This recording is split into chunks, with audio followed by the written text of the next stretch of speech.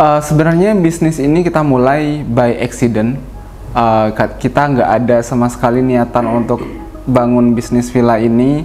Cuma karena pada waktu itu kita punya lahan kosong di daerah Selomartani dan nganggur selama beberapa tahun.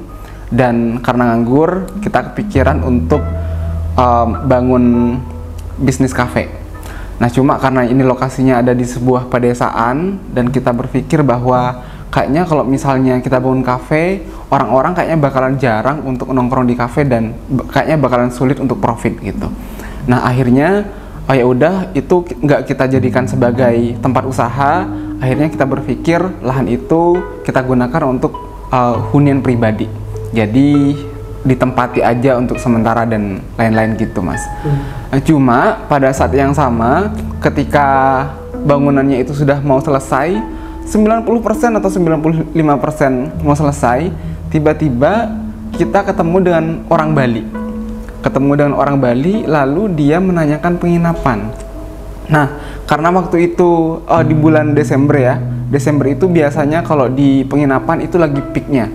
Nah, mungkin orang itu, ibu-ibu itu sudah nggak dapat penginapan, akhirnya dia meminta ke kita untuk menempati rumah yang sedang baru mau selesai itu. Dari situ tercetus ide kamar tamu, lalu kemudian setelah itu kita berpikir, oh ya udah daripada kita tempati, mending bangunan ini kita jadikan villa aja, kita jual atau kita sewakan, siapa tahu ada orang yang membutuhkan. Setelah itu ya udah kita proses aja, kita promosikan, kita daftarin juga di online travel agent, dan ternyata ini sangat menjanjikan. Jadi di awal-awal kita merasa bisnis villa ini sama halnya kayak jualan gorengan. Jadi kayak tiap hari ada aja bookingan. Saya sampai terkejut, kok untuk jualan okupansi atau menyewakan villa kok semudah ini gitu. Jadinya ya udah kita terusin untuk usaha villa. Oh ya, saya Zen, saya berasal dari Sumeneb, Madura, dan kalau untuk hobi, saya hobinya badminton sama jogging, dan 2 tahun yang lalu saya masih suka baca buku, sekarang sudah baca villa gitu. Kita berdiri pada tahun 2022 sampai sekarang itu kurang lebih 3 tahun. Jadi untuk saat ini kita sudah ada di berbagai titik, ada 13 titik sekarang. Kita ada di Warung Boto, terus kemudian ada di daerah Selomartani, itu adalah villa yang pertama. Kemudian kita juga ada di daerah Godean, Sedayu, Bantul, dan di beberapa titik lainnya. Kalau untuk standar okupansi kita itu rata-rata 15-20 hari dalam 1 bulan. Cuma tergantung pada unitnya sendiri. Jadi kalau kita kan di sini sebagai manajemen ya. Jadi kita kerjasama juga dengan orang. Ada villa yang memang kita bangun sendiri, ada juga villa yang kita kerjasama dengan orang. Nah, biasanya customer itu suka terhadap unit yang pertama pasti faktor lokasi ya. Jadi rata-rata tamu kita itu mencari lokasi yang terdekat dengan Malioboro. Itu. Jadi kalau lokasinya sudah di dekat di Malioboro, itu pasti gampang banget jualannya. 1. Yang kedua itu faktor unit. Nah, jadi kalau unitnya bagus, estetik, terus kemudian lucu ya misalnya, atau minimalis, Instagramable, itu biasanya tamu pada suka gitu.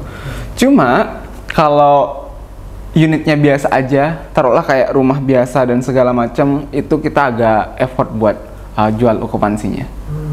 Jadi kita pernah kerjasama, jadi dia ada orang yang punya rumah di daerah mana, di daerah Piungan ya.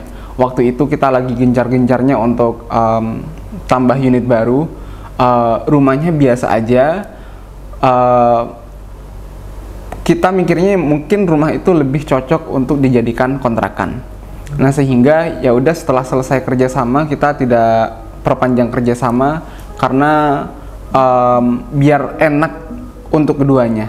Jadi enak untuk kamar tamu, enak juga untuk si pemilik properti tadi.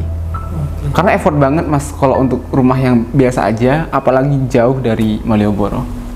Jadi kalau ditanya kenapa harus villa, sebenarnya kita sekarang sudah menjalani beberapa usaha.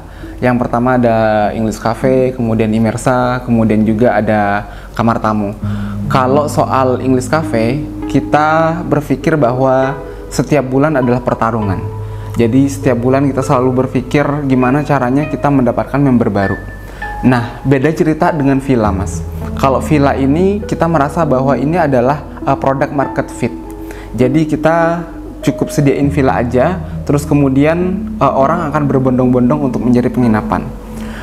Kalau saya baca data tahun 2023-2024 kalau nggak salah, jadi Jogja itu dinobatkan sebagai kota wisata atau kota tujuan nomor 1, di mana Jogja malah mengalahkan Bali justru.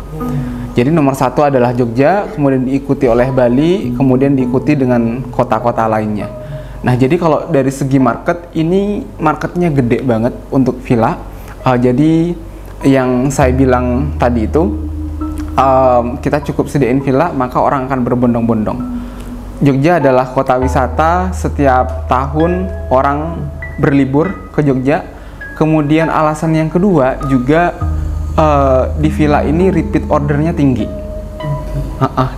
Jadi kecenderungan orang kalau misalnya dia sudah menginap di suatu tempat, taruhlah di kamar tamu gitu ya, di salah satu unit kita, ada banyak tamu kita itu yang balik ke kita. Ada yang dia nginep di villa yang sama, atau ada juga dia yang nginep di unit lain, nyobain unit lain. Kan enak ya mas kalau misalnya repeat ordernya tinggi, karena mas juga tahu kalau budget iklan itu pasti nggak murah.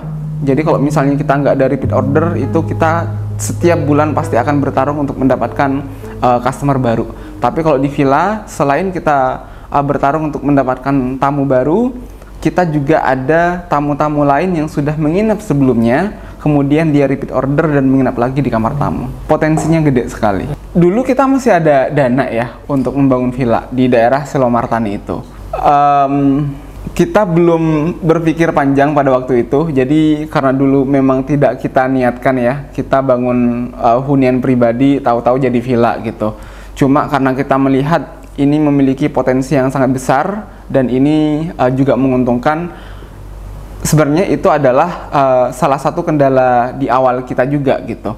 Akhirnya kita berpikir gimana caranya untuk mengeskalasi atau men-scale up bisnis ini, karena kalau untuk modal sendiri kita sudah tidak ada dana untuk membangun villa. Akhirnya ya udah, kita tahu bahwa di Jogja itu ada banyak rumah yang nganggur atau rumah kosong. Jadi ada banyak orang dari luar kota, entah itu dari Kalimantan, dari Surabaya, Jakarta, dan lain-lain. Mereka biasanya menginvest duitnya di Jogja dengan cara membeli properti atau membeli rumah. Tapi rumahnya nggak ditinggalin, mas. Rumahnya nggak ditinggali. Jadi rumah itu kosong, ya udah kita manfaatkan rumah itu menjadi penginapan. Selain rumahnya pasti bersih, karena kita bersihkan setiap hari, juga pasti menguntungkan gitu. Jadi ya tidak ada alasan dengan kendala itu. Maksud saya masalah memang pasti ada, cuma setelah kita mencoba untuk berpikir menyelesaikan, mencari tahu solusinya, akhirnya ketemu jalannya. Justru kendala kita itu bukan ketika kita baru buka ya, tapi kendala utama yang kita hadapi justru ketika kita mau mulai scale up. Jadi unit yang sebelumnya sudah berjalan, unit sebelumnya sudah lancar, kemudian karena kita mau mengekskalasi unit ini supaya lebih banyak, akhirnya seperti yang saya bilang tadi bahwa kita mencoba untuk mengajak kerjasama orang yang punya properti kosong, kemudian propertinya nganggur, kita mencoba untuk mengajak kerjasama mereka begitu. Nah, pada waktu itu saya masih ingat sekali, setiap hari saya keliling cari rumah, mas. Saya keliling cari rumah kosong. Saya ke daerah Pandega, ke daerah Jalan Kaliurang, hampir sudut kota saya datangi. Bahkan boleh dibilang saya sudah hafal gang-gang di Jogja, karena setiap hari saya cari rumah untuk mendapatkan rumah atau untuk mendapatkan orang yang mau bekerja sama dengan kamar tamu. Jadi kalau saya lihat ada rumah yang dikontrakkan atau ada rumah yang mau dijual, itu pasti saya foto, kemudian setelah itu saya hubungi, kemudian saya ajak kerja sama gitu. Cuma hal itu tidak semudah yang saya bayangkan ternyata. Jadi meskipun mereka punya rumah yang kosong atau mereka punya rumah yang nganggur, tidak semua dari mereka itu mau untuk bekerja sama. Tidak semua dari mereka mau untuk rumahnya kita kelola. Saya bahkan hampir putus asa waktu itu. Kayak udah cari rumah tiap hari, tiap pagi dan sore biasanya. Pagi dan sore saya cari rumah ke gang-gang dan segala macam. Saya hampir putus asa karena kok nggak ada yang closing ya, kok nggak ada yang mau. Tapi sekali lagi saya ingat bahwa bisnis villa ini, kamar tamu ini bukan satu-satunya atau bukan yang pertama. Ada banyak operator lain yang juga sudah sukses, kemudian dia juga sudah besar, di mana tawaran untuk kerjasama itu datang kepada mereka. Nah, jadi itu juga menjadi salah satu motivasi buat saya untuk terus mencari rumah dan mencari rumah, walaupun sebenarnya ya tidak segampang yang saya bilang tadi. Kita sampai menyentuh 35 unit pada waktu itu. Jadi dalam 2 tahun kita sudah mengelola 35 unit villa atau homestay yang yang kita kelola pada waktu itu. Sekarang tinggal 13 unit. Satu, karena kerjasamanya memang sudah selesai. Jadi kalau di MOU kita kerjasama dengan pemilik properti itu hanya 1 tahun aja.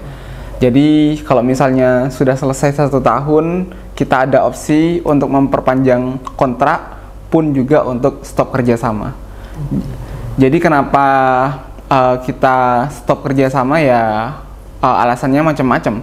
Jadi yang saya bilang tadi bahwa tidak semua unit yang kita kelola itu kita gampang untuk jualinnya. Tergantung lokasi, tergantung bentuk rumah, tergantung konsep rumah, dan lain-lain. Ada memang unit atau rumah yang lebih cocok untuk menjadi kontrakan daripada menjadi villa. Setiap kali saya ketemu dengan calon mitra atau pemilik properti, saya selalu menyampaikan data kepada mereka. Jadi kita perlihatkan data okupansi kita dalam 1 bulan berapa, kemudian lakunya berapa dan lain-lain, karena mereka pasti percaya dengan data kan. Jadi kalau misalnya saya tidak bawa data, ya saya cuma ngomong doang aja. Bisa jadi mereka percaya, bisa jadi mereka juga enggak. Tapi kalau misalnya saya sudah sampaikan datanya, saya sampaikan laporan keuangannya, saya juga ketika kita dulu pernah kerjasama dengan salah satu developer di daerah Balai Catur, saya ketemu langsung dengan developernya atau ketemu dengan ownernya. Jadi saya sampaikan kepada dia, jadi data okupansinya berapa, terus saya tunjukkan laporan keuangannya juga gitu. Sehingga itu yang membuat investor atau membuat pemilik properti percaya terhadap kamar tamu terkait dengan potensi di bisnis ini. Sebenarnya ada banyak sekali cerita yang bisa saya share tentang pengalaman para tamu kita yang menginap di kamar tamu.